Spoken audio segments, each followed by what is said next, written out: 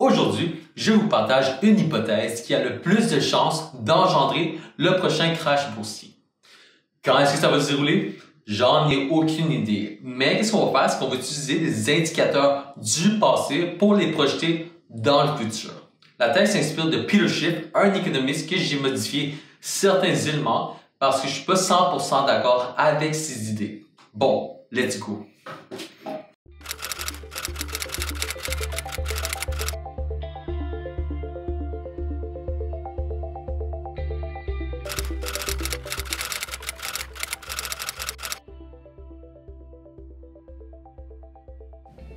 Avant tout, il faut que je vous explique comment le gouvernement américain récolte de l'argent.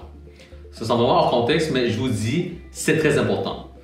Alors, tu as deux institutions, la Banque centrale aux États-Unis, la Fed, qui est une banque privée, et le US Treasury Department, responsable pour amasser les taxes fédérales. Si les États-Unis sont en déficit, ce qui veut dire qu'ils dépensent plus que qu'est-ce qu'ils rapportent, le US Treasury Department doit émettre de la dette, un morceau de papier, sur le marché des obligations. Si quelqu'un achète ce morceau de papier, la personne doit donner au gouvernement un montant, on va dire 100 $, et en échange, elle reçoit 1% d'intérêt qu'on appelle le coupon et le 100 $ qu'elle avait donné après X nombre d'années. Parmi les acheteurs, tu as des investisseurs privés, il y a aussi des fonds étrangers, les banques centrales étrangères et la Banque centrale aux États-Unis. Mais il y a seulement la Fed qui a le droit d'imprimer de l'argent en US pour acheter ses obligations.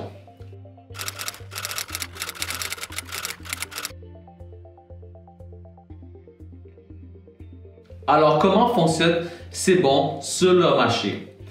Comme tous les actifs, c'est le supply et demand qui trouve un équilibrium. Lorsque le Treasury Department émet un coupon de 100 $ sur le marché avec X% d'intérêt, qu'on appelle le coupon rate, on retrouve trois réactions d'un investisseur. Le coupon peut soit se vendre à par, at discount ou at a premium. Pour cet exemple, on va prétendre que le coupon est de 2 $. C'est-à-dire que le coupon rate est de 2%. Si les acheteurs trouvent que le coupon rate est assez élevé pour le risque ou assez rentable pour leur investissement, le coupon se vend à par, donc 100 $ et le gouvernement empoche 100 $ pour leurs dépenses gouvernementales. Le yield du bond sera de 2%, donc 2,18%. Si le coupon rate n'est pas assez élevé pour satisfaire les investisseurs, l'obligation va baisser en valeur jusqu'à temps qu'il y ait un preneur. Dans ce cas-ci, on va dire que l'obligation se vend à 90 $. Donc, le gouvernement empoche 90 $. Le coupon est toujours de 2 $, mais le yield est rendu 2,23%, donc 2 divisé par 90. Par contre, après X nombre d'années, le gouvernement doit toujours redonner 100 $ à l'acheteur. Si le coupon rate est très élevé et que les investisseurs se battent pour l'acheter, il va se vendre à un premium. On va dire qu'il se vend à 110 $. Et toujours comme avant, le gouvernement empoche la somme de 110 $, mais doit repayer après X nombre d'années le 100 $ à l'investisseur. Dans cette situation, le coupon est toujours de 2 $, mais le yield est rendu à 1,8%, donc 2 divisé par 110.